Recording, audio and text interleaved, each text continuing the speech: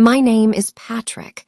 I am 28 years old, and my relationship with my family has always been a tangled web of obligations and unspoken resentments. To anyone looking in from the outside, we were the archetypal suburban success story. There was my father, always impeccably dressed in his business suits, carrying an air of absolute authority and a know-it-all demeanor. My mother, the designated peacemaker, whose primary role was to maintain a facade of harmony, which almost always meant siding with him. Then there was my younger sister, Vanessa, the golden child. If Vanessa were to accidentally burn down the house, my parents would praise her spirited nature rather than acknowledge her recklessness. And finally, there was me, the one who always put in the effort, tried to stay out of the way, and yet was consistently treated like a distant relative who had overstayed his welcome. For as long as I can recall, Christmas has been their grand stage. Every year, the script was the same. Vanessa was the star of the show, showered with attention and praise. My father would deliver hollow speeches about the importance of family values, while my mother bustled around, obsessed with making everything look perfect, all the while conveniently ignoring the constant stream of subtle and not-so-subtle criticisms directed at me. I grew accustomed to the passive-aggressive jabs, the endless comparisons to my sister, and the small, stinging reminders that I was not truly one of them in the way Vanessa was. However, over the past year, I held onto a sliver of hope that something had fundamentally shifted. I had secured a stable, well-paying job. For once, I wanted to be more than just a spectator in their holiday traditions.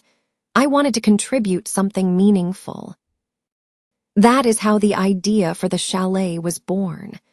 I discovered this breathtaking, rustic cabin-style chalet nestled high in the mountains. It was a winter wonderland, surrounded by snow-covered pines, featuring a massive stone fireplace and panoramic windows that looked out onto the ski slopes. It was the kind of idyllic place you see on postcards. I dedicated weeks to searching for the perfect location, meticulously planning the budget, and finally, I booked the entire property. The $8,000 vanished from my account in an instant, but I believed it was a worthwhile investment. I was desperate for this year to be different. I hoped this grand gesture would make them see how much I valued them and wanted to be a more integral part of the family Christmas. I even sent the booking confirmation to my father's phone, knowing he would relish the opportunity to boast about it to his friends. He never thanked me. His only response was a curt text. "Good, it's the least you could do." At the time, I brushed it off as just his typical way of communicating. He was never one for giving credit where it was due. But as December drew closer, the familiar fault lines in our family dynamic began to reappear. Vanessa started referring to it as her chalet trip, as if the entire thing was a gift I had arranged exclusively for her. She flaunted it all over her social media, posting things like, "I can't wait for our family Christmas at the gorgeous chalet Dad rented for us." The sting of that post was sharp. I wasn't even mentioned. When I confronted her about her wording, she just flashed a dismissive smile and said, "Oh, relax, Patrick. Nobody cares who technically booked it. It was Dad's idea anyway." That should have been the final, blaring alarm bell. Yet I clung to hope. I convinced myself that once we were all there, surrounded by the holiday spirit, they would finally show some gratitude. Instead, the entire fantasy imploded on a mundane Wednesday evening in early December. I had stopped by my parents' house after work to drop off some boxes of new decorations I had purchased for the trip. They were in the living room, sipping wine, a nightly ritual. Vanessa was lounging on the sofa, scrolling through her phone and chattering about the outfits she planned to pack. I was just about to tell them how I'd also pre-stocked the chalet with gourmet foods when my father cut me off, his voice flat and devoid of emotion. "You're not invited to Christmas this year," he stated, as casually as if he were asking me to take out the garbage. I froze, the words failing to register for a moment. "What?" I managed to stammer, certain I had misheard him. "You heard me," he repeated, his tone sharp as he swirled the wine in his glass. "It's going to be a family-only Christmas. We don't need any complications. You can just do your own thing." I remember a dry, humorless laugh escaping my lips, born more from sheer disbelief than any real amusement. "Family only. I am literally your son." From her perch on the sofa, Vanessa sneered in my direction. "Dad just means it will be less stressful without you around, Patrick. Don't make a big scene." And my mother, my sweet, perpetually neutral mother, just offered me a look of pity, as if I were some lost stranger who had wandered in off the street. "Maybe it's for the best, dear," she said softly. "We just want a peaceful holiday this year." I cannot adequately describe the feeling that washed over me in that moment. There was hurt, of course. A deep sense of betrayal, certainly. But overriding all of it was a cold, stark clarity, as if a thick fog had suddenly lifted, allowing me to see them for who they truly were. For years, I had been chasing after crumbs of their approval, contorting myself to try and fit into their perfect family picture. And with one callous statement, my father had made it unequivocally clear that I had never been, and would never be, a part of it. I didn't argue. I didn't plead. I simply nodded, set the box of decorations on the floor, and said, "Fine." They must have assumed I was defeated, that I would go home and wallow in my exclusion. But in reality, my mind was already racing. I thought of the chalet reservation confirmation sitting in my email inbox, the one booked under my name, paid for with my credit card from my bank account. And as I walked out of their house that night, their smug, self-satisfied expressions burning into my memory, I had a revelation. They thought they had their perfect Christmas all sewn up, that they could discard me as if I were nothing. They had absolutely no idea what was about to happen. That same night, I sat down at my laptop.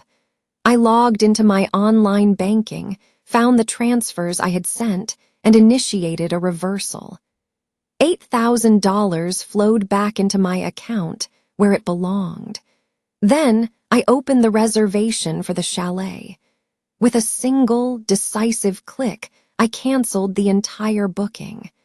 The cancellation policy allowed for a full refund since it was still early enough. The most beautiful part was that, while I had put my dad's name on the reservation as a courtesy to make him feel in charge, all the financial details were mine. So when the cancellation was processed, the credit came directly back to me. I didn't breathe a word of it to them.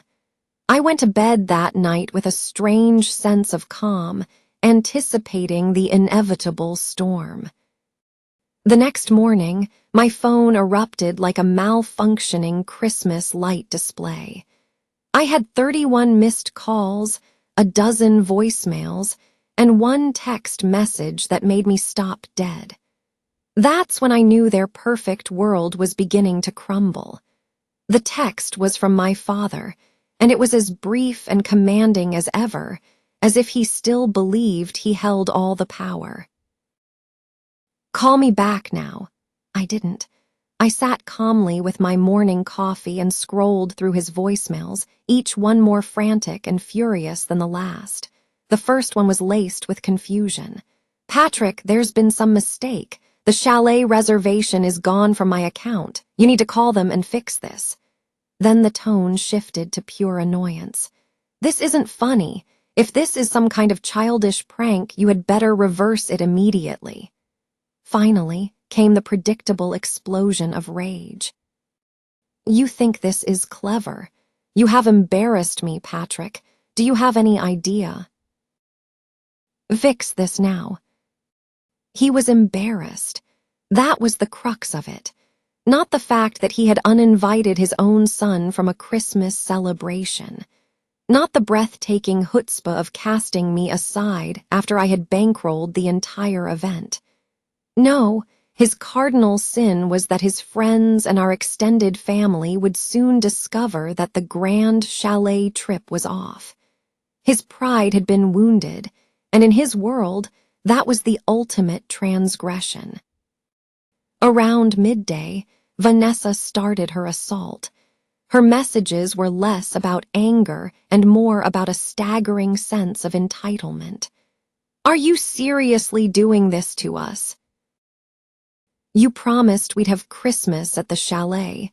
All my friends know about it, Patrick. I've already told everyone everything. Do you even care how this makes me look?" I could almost hear the theatrical whine in her voice through the screen. I didn't reply to any of them. My silence was a far more potent weapon than any words I could have typed. That evening, the real manipulation began. My mother showed up at my apartment unannounced, carrying a casserole dish, her signature move when she was about to deliver bad news or ask for an uncomfortable favor. She let herself in with a spare key I hadn't realized she still had. "Patrick," she began, her voice dripping with practiced sweetness.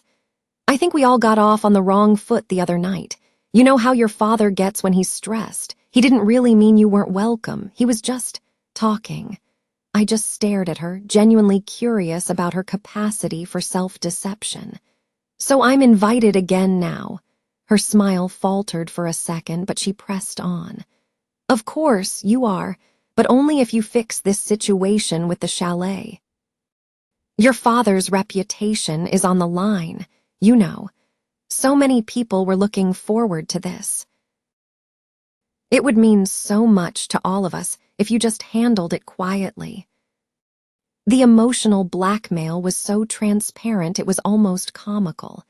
This wasn't about including me, it was about me cleaning up their mess. I asked, "And what if I don't?" She placed the casserole on my counter, her hands clasped together as if in prayer. "Then I'm afraid you'll be making things very difficult for this family," she sighed. "Do you really want to be the one to ruin Christmas for your sister?" And there it was again. Vanessa's happiness, prioritized above all else. Memories flooded back. Birthdays where Vanessa received lavish gifts while I got socks. The time she crashed my car and my parents told me not to be selfish because she had been through enough stress.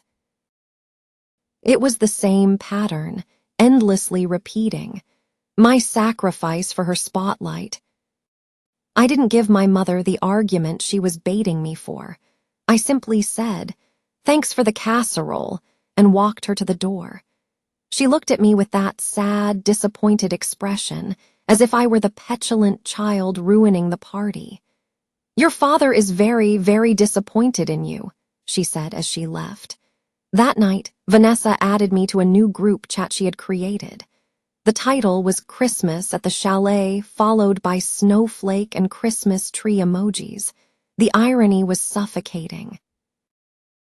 She clearly had no idea I had canceled everything, as her messages were filled with excited chatter about ski outfits, champagne, and the Instagram photos she planned to take by the fireplace. My father chimed in, "I'll handle the wine selection, don't worry." My mother replied with a string of heart emojis. It was as if they were actively trying to perform a reality where I didn't exist, even though I was the sole reason this reality was ever possible. Finally, Vanessa tagged me directly. "Patrick, can you send over the updated booking confirmation? Dad wants to make sure our dinner reservations are all set." I stared at that message for a long time.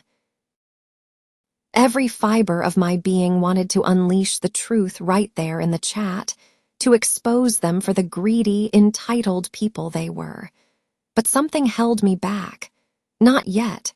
Let them weave their fantasy a little longer. Let them believe they were in complete control. The longer they dangled on the hook, the more satisfying it would be when reality finally yanked it tight. The pressure only escalated from there.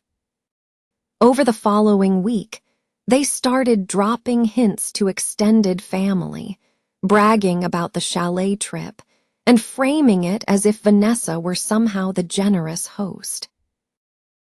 One of my aunts even called me confused. "Your sister told me you weren't coming this year. That can't be right, can it?" When I gently explained that my father had uninvited me, she gasped.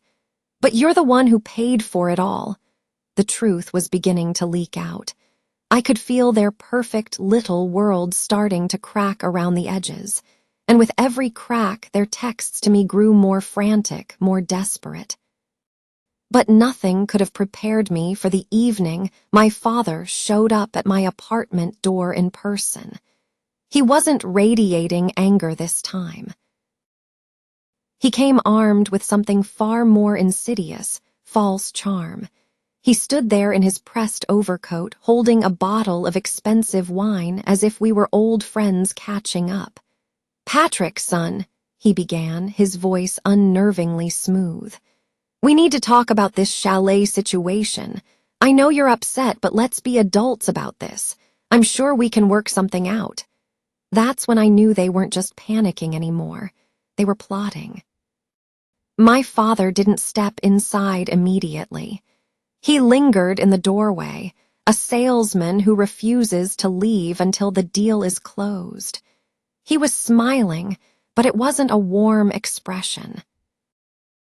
It was the tight, calculating smile I'd seen him use in business negotiations when I was a kid. It was a smile that signaled he was already 10 steps ahead, and I was just another piece on his board. "May I come in?" he asked finally. I hesitated, but my curiosity won out. I gestured for him to enter. He placed the wine on my kitchen counter as if he owned the place, and we sat down across from each other in my living room, the silence stretching between us. He leaned forward, his elbows on his knees. "Listen," he started, "about what I said the other night about you being uninvited." That was harsh. I was stressed. You know how it is. I said nothing, letting him spin his narrative. He shifted uncomfortably. "Your sister, she's been under a lot of pressure lately. Her job situation is a bit unstable. She's worried about her finances. And this chalet trip, well, it's become really important to her. She wants to impress her friends, maintain her image. You understand that, don't you?" And there it was. The speech I knew was coming. Vanessa's feelings, once again, were the center of the universe. My role, as always, was to facilitate her life, to ensure she always looked good while I remained in the shadows. My dad leaned back, getting to the point. "So, here's what we're going to do. You're going to rebook the chalet. Use your card again. I know you can afford it, and put it under my name this time so I can manage the details properly. In return, we can talk about getting you more involved in family decisions going forward, since you seem to want to participate more." More involved.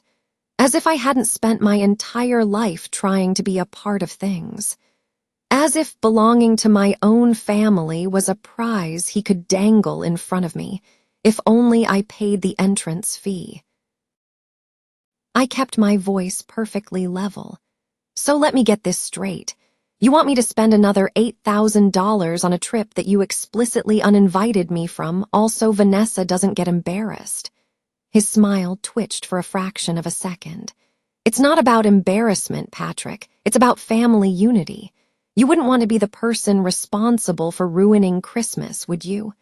I almost laughed out loud. Family unity. The phrase was a grotesque parody coming from his lips. But I stayed silent, letting the quiet grow heavy. My father hated silence. He always rushed to fill it. And right on cue, he started talking again, but this time the velvet glove was off. If you refuse to do this, Patrick, you're sending a very clear message. To your mother, to your sister, to everyone. You're telling them you don't care. And if that's the path you choose, he paused, his eyes narrowing, then don't expect us to be there for you when you need something. That was the true betrayal. Not the words themselves. I'd known deep down for years they would never truly be there for me. But the cold, transactional way he laid it out. To him, family wasn't about love or loyalty. It was about leverage. I swallowed, forcing my emotions down. So you're threatening to cut me off unless I pay for your vacation again. He leaned back, crossing his arms.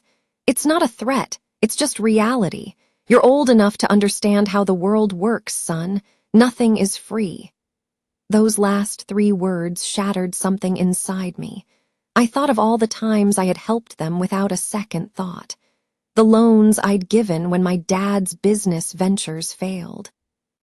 The weekends I'd spent fixing things at their house, while Vanessa was praised for simply existing. I had offered them endless patience and support.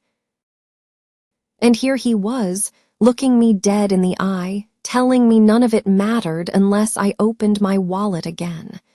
I don't know if he saw the shift in my eyes, but for the first time that night, I think he realized I wasn't going to break. His false charm evaporated.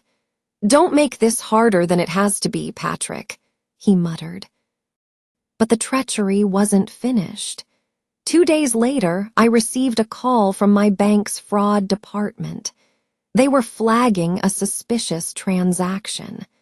Someone had attempted to use my saved account information to make a large purchase, a reservation deposit for a mountain chalet. And the name on the attempted booking was my father's. That was the moment the final thread of trust snapped. When the bank representative told me about the attempted charge, my first emotion wasn't anger. It was a strange, hollow emptiness, as if the ground had given way beneath me. I had expected my father to manipulate and threaten, but I had never imagined he would resort to outright fraud, using my personal financial information. The representative explained that the transaction was flagged only because the billing name he entered didn't match the account holder's name. Otherwise, it might have gone through. I thanked them, hung up the phone, and just sat there in stunned silence. My own father had tried to steal from me. There was no longer any thin pretense of family loyalty holding us together. For him, this was a game of control, and if he couldn't win with words, he was willing to use my money. That night, sleep was impossible. I lay awake, replaying every moment. Vanessa's gleeful posts about her asterisk chalet, my mother arriving with her casserole and guilt, my father's arrogant performance in my apartment, and now this. The betrayal was layered, deep, and suffocating. And for the first time in my life, I realized something that was both terrifying and liberating. I didn't have a family. Not in any real sense of the word. The days that followed were a blur of misery. Vanessa went into overdrive on social media, subtly painting me as the villain.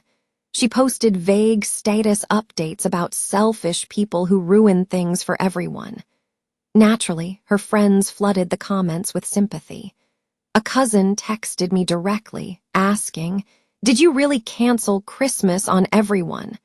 Just like that, the narrative had shifted. I was no longer the one who was excluded. I was the one who had destroyed the holiday.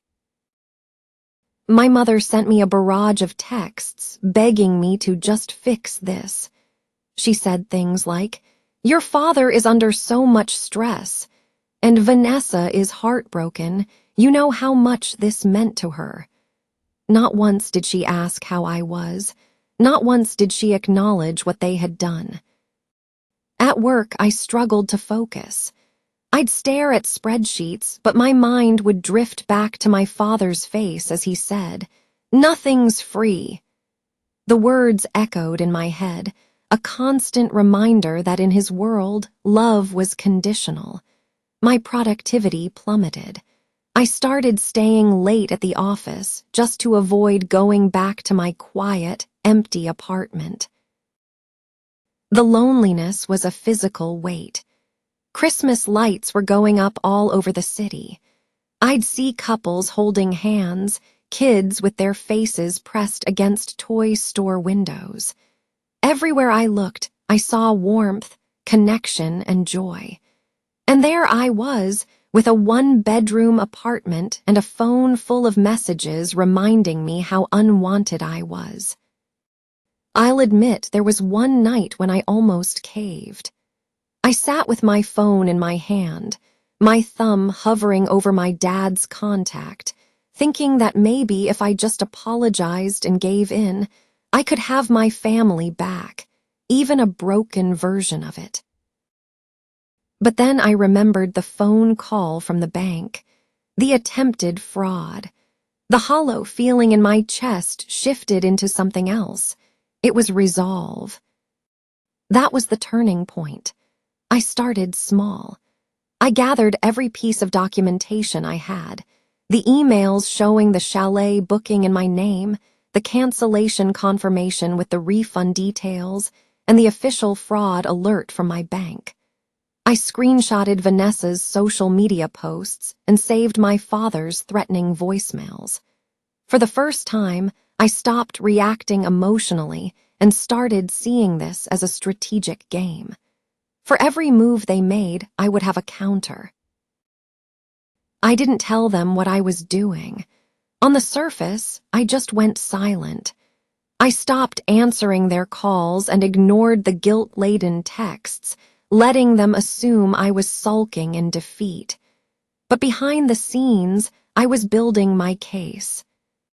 But before I could execute my plan, they found one last way to push me even lower. One evening, about a week before Christmas, I came home to find an envelope taped to my door. It was a typed letter, cold and formal, signed by my father. In it, he stated that I was no longer welcome at any family functions until I learned to respect the sacrifices they had made for me. He wrote that Vanessa deserved the chalet trip because she had shown family loyalty, whereas I had only caused discord and embarrassment.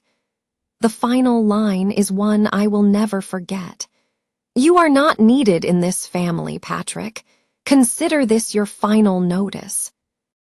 I sat on the floor of my apartment, holding that letter, reading the words until they blurred.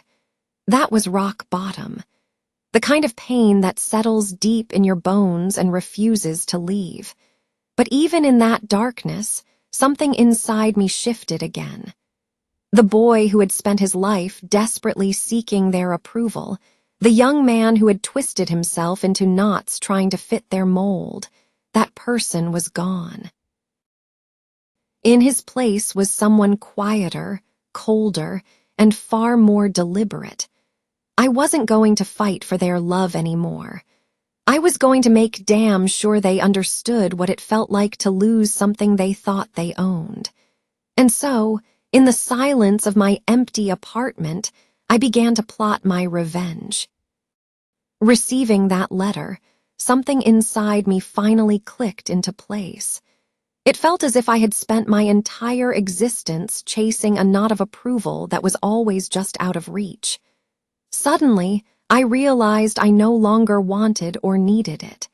Instead of crushing me, their declaration, "You are not needed in this family," gave me the most profound sense of freedom I had ever known. If I wasn't needed, then I owed them nothing. And if I owed them nothing, I could finally start building a life on my own terms. My first move was to sever the financial lifelines they had been quietly draining for years. I had been propping them up in small ways I hadn't even fully registered. When Vanessa overdrew her checking account, a quiet transfer from me would fix it. When my dad's latest investment soured, I'd loan him money to cover a few bills. I was constantly chipping in for groceries, gas, and utilities. It was a habit born of guilt and a desperate need to prove my worth. Not anymore. I shut it all down. I changed all my online banking passwords, canceled the emergency credit card I had given my mother, and even had my mail redirected to a P.O. box to prevent any snooping. It was like methodically turning off a dozen leaking taps that had been dripping for a decade. Next, I redirected all that wasted energy toward my career. Instead of dragging myself into the office, I started arriving early and staying late, volunteering for challenging projects I once would have avoided. Part of me needed the distraction, but another part knew that every success I achieved for myself was another brick in the wall I was building between my past and my future. Within weeks, my boss took notice. By the new year, I was in a meeting hearing the words promotion and significant salary increase. For the first time, I felt a sense of forward momentum in my life. My bank account began to grow. I stopped spending my evenings scrolling through their toxic text messages. I deleted the entire threads. Instead, I started going to the gym after work, something I'd put off for years. The physical exertion, the slow but steady progress, it became a form of therapy. As my body grew stronger, so did my mind. I was no longer the same person who had sat broken on the floor, clutching that hateful letter. The transformation rippled through my social life. I reconnected with old friends I had drifted away from, partly because my family had never approved of them. One of them, Julian, a friend from college, had started his own small marketing firm. He invited me to do some freelance work on the side. What began as a small project quickly blossomed into a substantial second stream of income. Julian once joked, "Man, you've been hiding some serious talent. If your family doesn't see your value, trust me, other people do." Those words stuck with me. For so long, my self-worth had been measured by their impossible standards. But outside their toxic bubble, I was valued, respected, and even admired. And this is where the real power dynamic began to shift. I took all that evidence I had secretly compiled, the chalet receipts, Vanessa's posts, the bank fraud alert, my dad's voicemails, and organized it meticulously. I wasn't doing it out of spite, at least not at first. I was doing it to prove to myself that I wasn't crazy. The proof was undeniable. They had tried to erase me, manipulate me, and steal from me, and I had a digital and paper trail of it all. The more I looked at it, the clearer my path became. If I wanted justice, it wouldn't come from a screaming match or an emotional outburst. It would come through precision, patience, and by letting them dig their own graves while I held the shovel. Meanwhile, my life outside their orbit continued to flourish. Julian introduced me to contacts that opened doors I never knew existed. New contracts, bigger clients, and more income than I had ever earned. I moved out of my small apartment and into a larger one with floor-to-ceiling windows overlooking the city skyline. Every night, I would stand there with a glass of wine, looking at the glittering expanse before me and think, this is mine. They can't touch this. It wasn't about the money or the status. It was about building something for myself that they had no part in, couldn't take credit for, and couldn't take away. They were still trying to reach me, of course. Vanessa would send passive-aggressive guilt trips. I hope you're happy, ruining everything. My dad sent veiled threats about burning bridges you'll need later. My mother played the martyr with texts like, I lie awake at night worrying about you. But where those words once felt like daggers, they now felt like pinpricks. I didn't even bother to reply. My silence was my shield.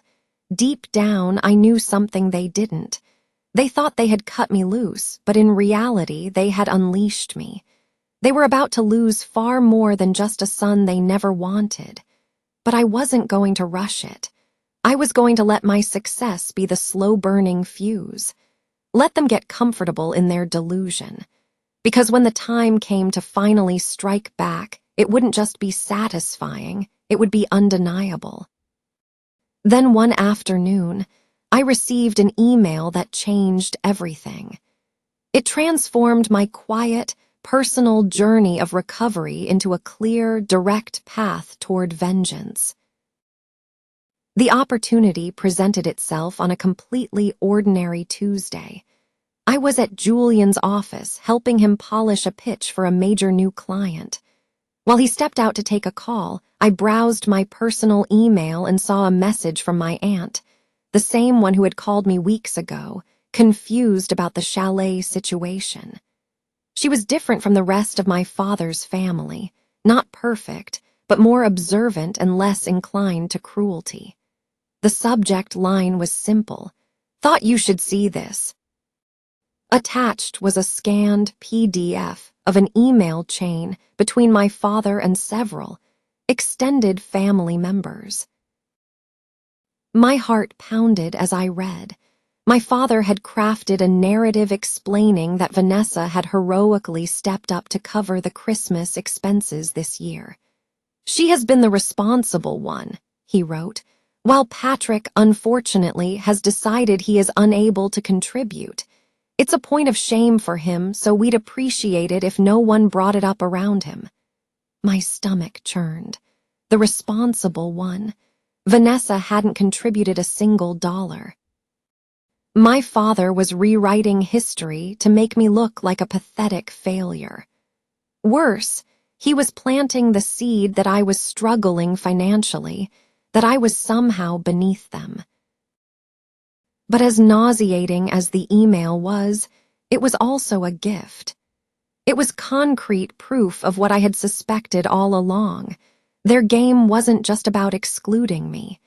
It was about erasing me from the family history and recasting me as the weak, selfish, disposable son. And in that moment, something crystallized. If they wanted to play with narratives, I would make sure the truth was presented so loudly, so clearly, that it would be impossible to ignore or twist. The timing was perfect. My promotion had just been finalized, nearly tripling my old salary. Julian's freelance work was pouring in. For the first time in my life, I wasn't just surviving. I was in a position of undeniable strength. Financially secure, professionally respected, and socially reconnected, all areas of my life they could no longer touch. That night, I began to formalize what I called the reveal. Step 1 was to organize the evidence. I created a master folder on my laptop, with subfolders meticulously labeled. Screenshots of Vanessa's social media posts gloating about her chalet. Bank statements showing the $8,000 leaving and returning to my account. The official cancellation receipt. The bank's fraud alert. And now, my father's damning email chain. Every lie they had told had left a trace, and I had collected them all. Step 2 was securing allies. My aunt was already on my side by sending me the email. I approached her carefully at first, just meeting for coffee to gauge her stance. She admitted she'd always felt my parents favored Vanessa unfairly, but had no idea it had gone this far. "Your father's pride is his greatest weakness," she told me, "and Vanessa will believe any story that makes her look good." Her insights were like pins on a map, highlighting their vulnerabilities. Step 3 was positioning. Instead of continuing to isolate myself, I started cautiously reattending extended family functions, birthdays, anniversaries, casual dinners, anything that wasn't at my parents' house. At first, it was awkward. There were whispers and sideways glances from relatives who weren't sure which story to believe. But I remained calm, polite, and present. I never defended myself or brought up the chalet. I just let them see the new me, confident, successful, and happy. Slowly, doubt began to creep into their minds. They could see that Vanessa's boasts and my father's narrative of my failure didn't match the reality standing before them. And all the while, I was building. Julian introduced me to an event planner, and it was through this connection that the final piece of my plan fell into place.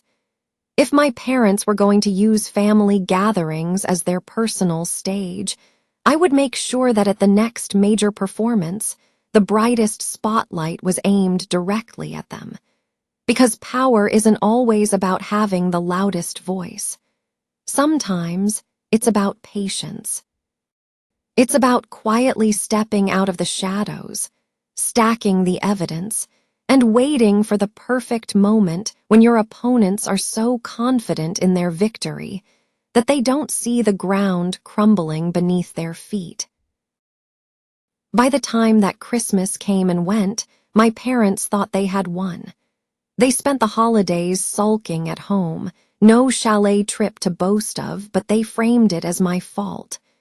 Vanessa made a pathetic attempt to save face by posting pictures from a local ski hill, pretending it was the chalet. To the outside world, they maintained their composure. But I knew the truth, and I knew what was coming. The next step wasn't about defense. It was about turning the tables so completely that everyone would finally see that the son they discarded wasn't weak. He was the one holding all the cards. The stage for my final act was set almost too perfectly. My aunt called in late January to announce a large family gathering for my grandparents' 50th wedding anniversary. This wasn't just close relatives. This was everyone. Aunts, uncles, cousins, old family friends, and even some of my father's business associates. The very audience my parents loved to perform for. The moment I hung up the phone, I knew. This was it. I spent the next week refining the evidence folder I had compiled. Every receipt, screenshot, and voicemail was organized into a seamless presentation file, ready to be displayed on a projector. The beauty of my plan was its simplicity. I wouldn't have to shout or accuse. I would simply present the facts, calmly and methodically, and let their own words and actions condemn them. The night of the anniversary party, I walked into the banquet hall wearing a new suit, bought with my promotion bonus. It was crisp, tailored, and sent a quiet message. I was not the struggling black sheep they had painted me to be. I made the rounds, shaking hands, smiling, and accepting compliments on how well I was doing. My parents spotted me almost immediately. My father's posture went rigid. My mother's polite smile faltered, and Vanessa rolled her eyes as if my presence was an unwelcome intrusion. I could feel their simmering resentment, which only fueled my resolve. Dinner was served, wine was poured, and sentimental speeches were made. Then came the mingling. I waited, knowing Vanessa wouldn't be able to resist. Sure enough, while talking to a table of cousins, she brought up the chalet. She let out a loud, theatrical laugh. Oh, it was such a disaster. Patrick completely bylaid on us at the last minute. Honestly, Dad and I had to scramble to salvage Christmas. But you know, some people just can't handle responsibility. Her words were the bait, and I took it. I set my drink down calmly. "That's an interesting version of events, Vanessa," I said, my voice just loud enough to carry. Because from where I was standing, things looked quite a bit different. The conversation at our table died. My father quickly interjected, his voice tight. "Patrick, let's not air family business here. Tonight is about your grandparents." I gave a small, humorless smile. "I agree, it is about family." "Which is why, since you already started the story, Vanessa, perhaps everyone deserves to hear the whole truth." I pulled my laptop from my bag. I hadn't planned on being this theatrical, but the moment demanded it.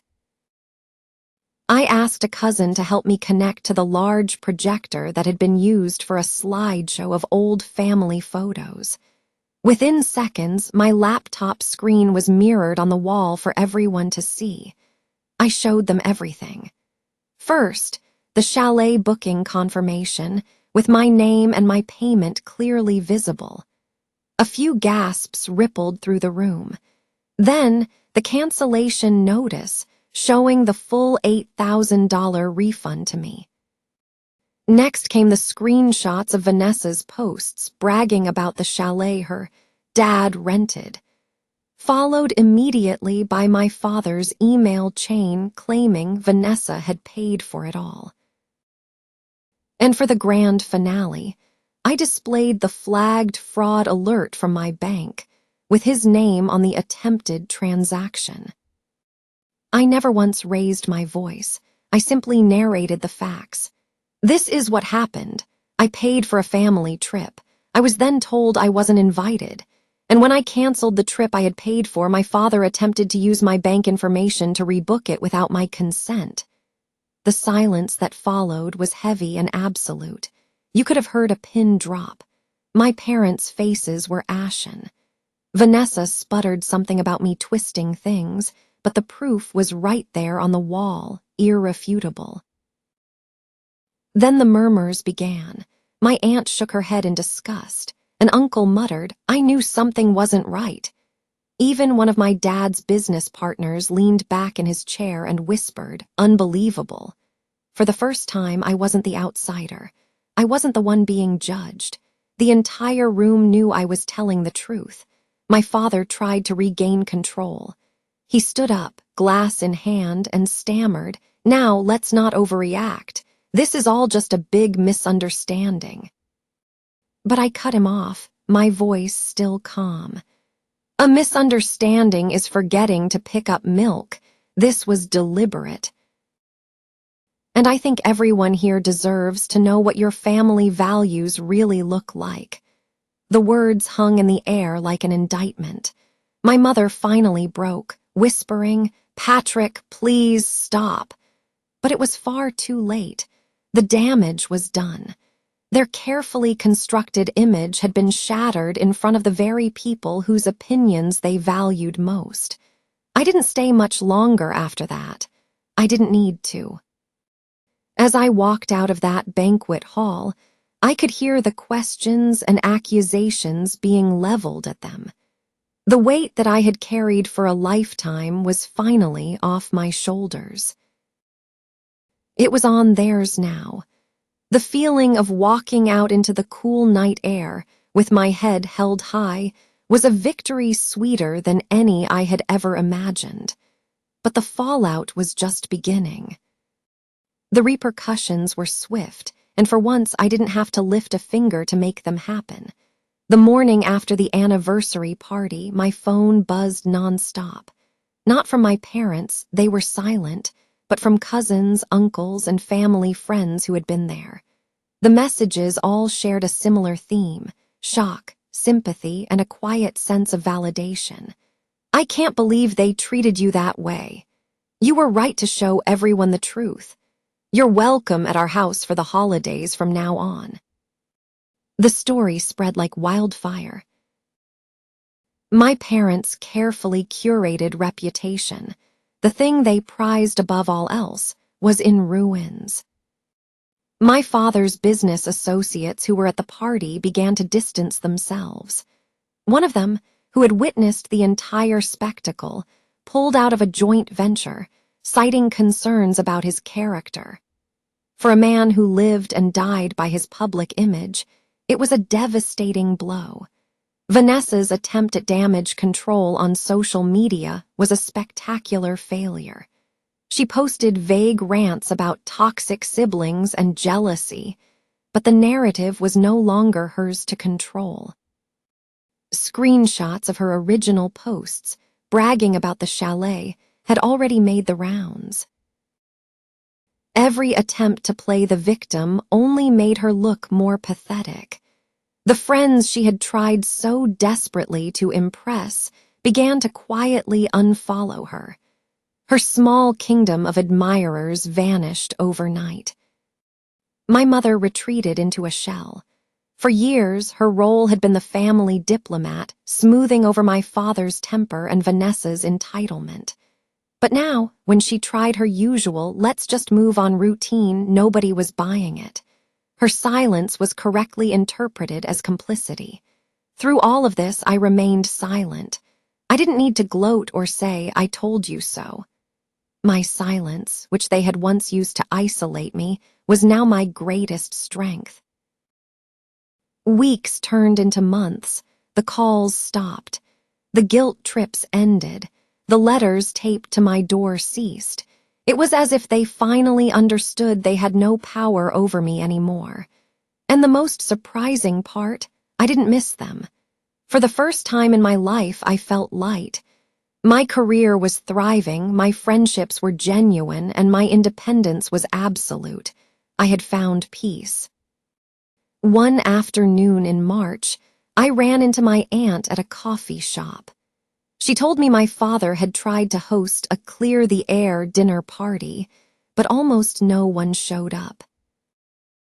The family was no longer willing to play a part in his fabricated reality.